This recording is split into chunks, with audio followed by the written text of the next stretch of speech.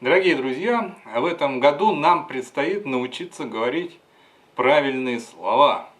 Те слова, посредством которых Господь корректирует будущее мира. Но начинаются эти слова с коррекции нашего собственного ума. В этом заключается главная сложность. Мы привыкли не задумываться о строе нашего мышления. Мы считаем разумом возможность помнить и анализировать информацию, а не возможность настраивать наш собственный ум. Понимаете, в чем разница?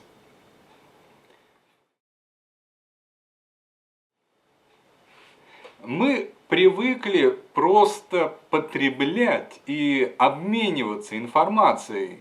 Читаем книги, журналы, пролистываем интернет, смотрим фильмы, слушаем проповеди, постим сообщения на форумах, общаемся с коллегами по работе и близкими. И мы всегда считаем, что разум человека заключается в возможности запоминать и анализировать полученную информацию. Но это неправда. Анализ информации – это всего лишь низшая сфера работы нашего ума. Это уровень безымянного пальчика. Мизинчик – это наши дела, безымянный палец – это наш мозг, анализирующий информацию и отдающий команды к действию. Эти функции являются второстепенными. А наши аналитические способности целиком и полностью на самом деле подчинены строю ума. Это уже вышестоящий уровень.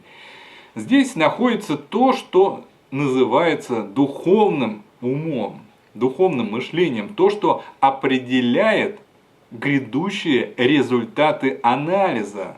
То есть, как мы настроим данный уровень, такие аналитические результаты и будут делать наши эксперты, наши телевизионные интеллектуалы, все эти авторитеты, что формируют общественное мнение с экранов телевизора. При этом сами они будут абсолютно уверены, что к данным выводам пришли абсолютно самостоятельно. В реальности же все говорящие головы являются объектами манипуляций первой степени.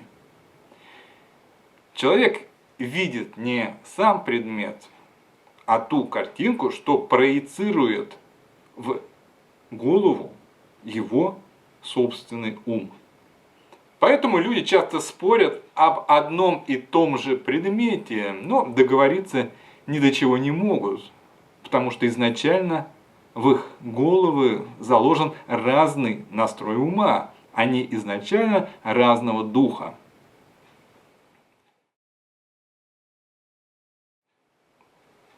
Существует еще один наивысший уровень интеллектуальной организации – уровень начал. Он имеет абсолютное господство над сферой всего нашего мышления, и над строем ума, и над аналитикой, и над памятью. Здесь находится базовый код бытия, по которому определяется реальный статус человека. Здесь находятся базовые записи, отвечающие на вопрос, кто есть я и кто есть Бог.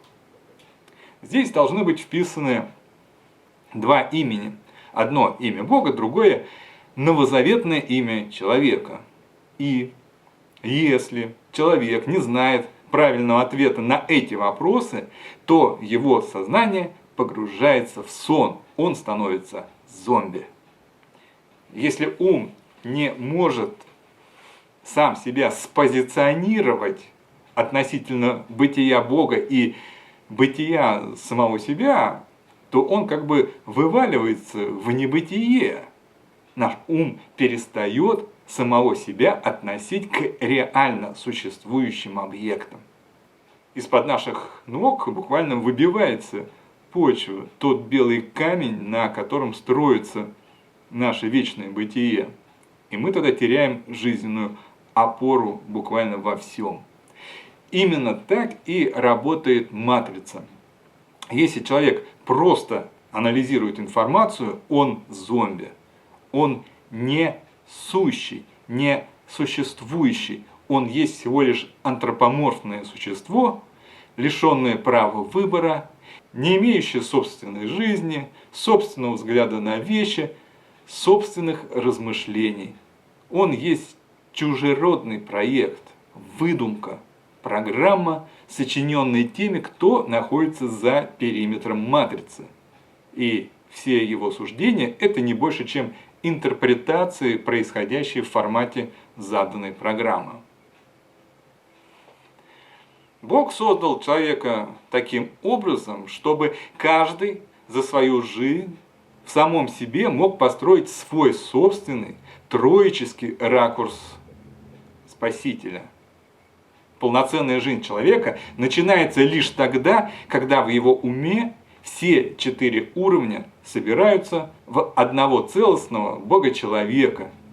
И самое главное в этой системе сборки – первоначальная запись, изначальный код бытия. Данная запись является первой строчкой, вписываемой в книгу жизни. Нельзя быть человеком, не имея ответа на вопрос «Кто есть я?». Не бывает богоподобия без ясного понимания, кто есть Бог.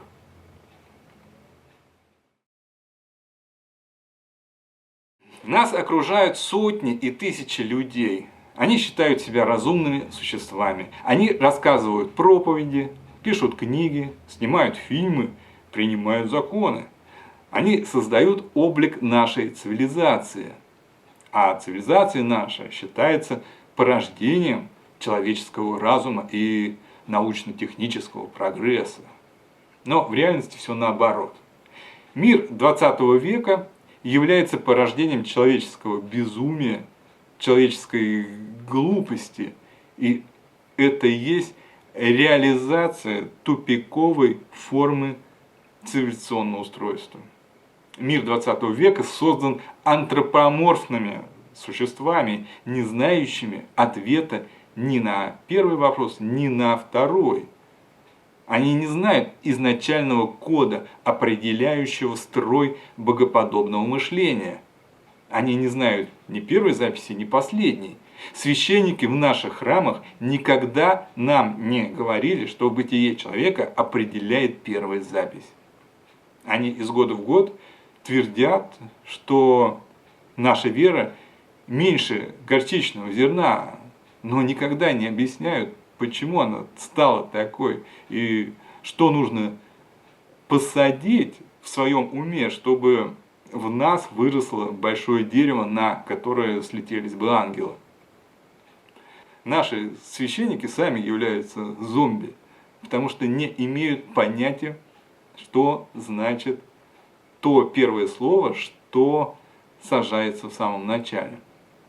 В данной области ума у них у самих ничего не прописано, там пустота. Там мерзость запустения, реченная пророком Даниилом. Вот откуда все наши беды. Они происходят из-за спящего разума наших священников, порождающего самвона чудовищ. Если человек не прописывает первичную запись самостоятельно, как то запланировано Творцом, то обязательно найдутся те, кто сделает это за тебя, кто охотно перепишет и тебя самого, и твоего духовника, и того писателя, книгами которого ты зачитывался с детства. Эти люди методично перепишут все начальные записи на всех уровнях иерархии человеческого интеллекта. Что, собственно, и произошло. Сионские мудрецы, начиная с первоначального кода, переписали всю Вселенную и создали этот искусственный мир зазеркалья.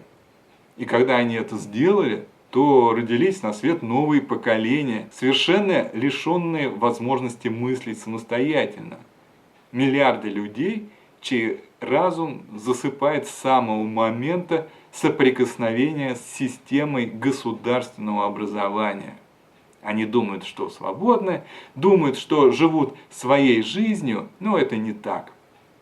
Миллиарды людей рождались, проживали жизнь и умирали без малейшего понимания о свободе, без осознания того, что у них украли и жизнь, и саму душу, что все их переживания, все их волнения, радости и печали – это все не больше, чем интерпретация чужеродного программного кода, что все великое и малое, что встречалось им на жизненном пути, все это протекало в рамках заданного программой пространства, что они никогда, даже в самых своих заветных мечтах, так и не вырвались за периметр искусственного забора, возведенного в их голове.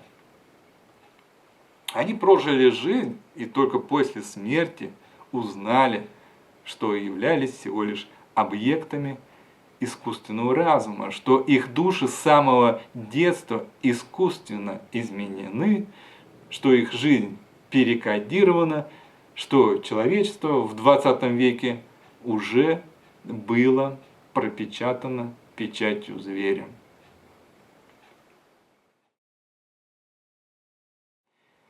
Вся окружающая нас реальность является порождением не свободного разума человека, а всего лишь интерпретации программного кода.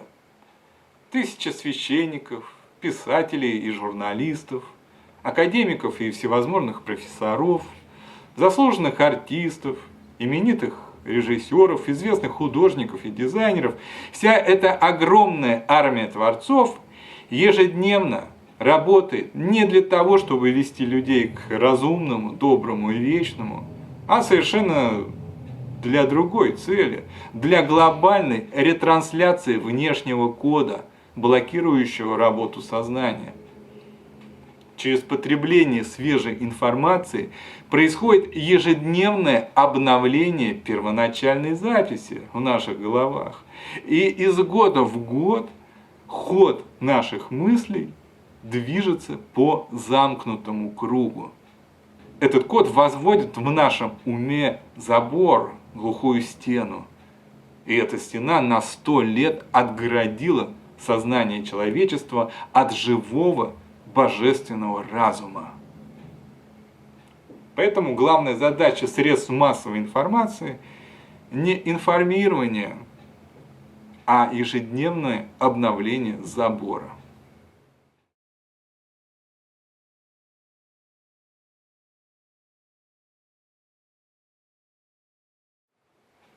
Мир умер. Мы живем в мире зомби. Нас окружают сотни и тысячи существ с замороженным сознанием. Особенно тяжело смотреть на родных и близких. Мы привыкли считать каждого человека разумным существом, просто в силу его существования. Однако в реальности это далеко не так. Человек является полноценным человеком только если он способен мыслить полноценно, самостоятельно и свободно.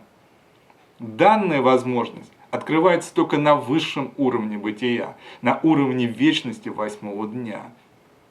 Если ум человека не прописан в вечности, то вся его природа выпадает из вечного бытия, и происходит процесс расчеловечивания. Падший перестает быть человеком, он переходит в ранг антропоморфных тварей, не наследующих вечную жизнь. Человек – это существо высшего, богоподобного плана, но он тварное существо. Поэтому, если Бог определяет свое бытие по факту своего вечного существования, поэтому Он и называет себя вечно сущим, что также переводится как «Я есть тот, кто я есть», то тварный человек не может назвать себя вечно сущим по простому факту своего существования. Тварный человек может назвать себя вечно сущим только по факту вписывания своей природы в пространство вечного бытия.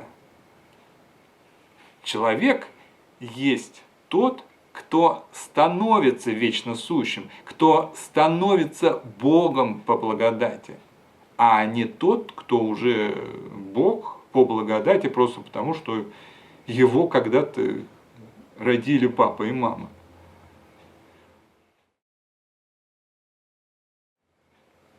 Христос есть свет истинный, просвещающий всякого человека, приходящего в мир. Сам факт нашего прихода в мир не раскрывает в нас божественный потенциал. Поэтому, если человек не в состоянии вместе со своим Творцом прописать в своем уме первоначальный код, определяющий становление его собственного вечного бытия, то не нужно обманываться. Перед нами вовсе не человек, а антропоморфная болванка. Не только бесчувственная к свету Христовой истины, но и агрессивно настроенная к правде, к божественному порядку, агрессивно настроенная к самому источнику жизни, к своему собственному существованию. Перед нами нежить. Наша планета населена уродливыми порождениями иудейского эксперимента, миллиардами антропоморфных модулей, запрограммированных на смерть, на самоуничтожение, на небытие. Эти существа ни к чему не прилагают столько усилий и столько энергии, как к разрушению основ своего собственного бытия. Да, они могут построить дом и посадить дерево, что-то там сделать, но при этом всю жизнь будут с кишками вырывать из самих себя, из своих близких все, что их реально связывает с Богом, потому что они запрограммированы на это. У них на месте первичного кода, на том самом святом месте, о котором говорил пророк Даниил, находится мерзость запустения, и вместо имени Бога прописано буквально следующее: прежде всякого дела разорви связь с Богом, а потом делаешь все, что хочешь. И они целые столетия выполняют эту программу. За 100 лет иудейские старейшины наплодили много разных форм нежити, разного рода персонажей фантастических ужастиков про инопланетян, про чужих и хищников, про нашествие зомби, про восстание машин, про планеты обезьян, про голодные игры, кубические лабиринты и все прочее. Все это персонажи. Все эти персонажи не являются плодом голой фантазии. Все эти персонажи являются художественными образами реально существующих объектов. Это есть новые формы инфернальных сил, разработанные в лабораториях иллюминатов. Эти многочисленные формы нежити живут среди нас, живут рядом с нами, живут в нас самих. И мы их не видим, потому что их бытие прописано на святом месте, в области первичного кода.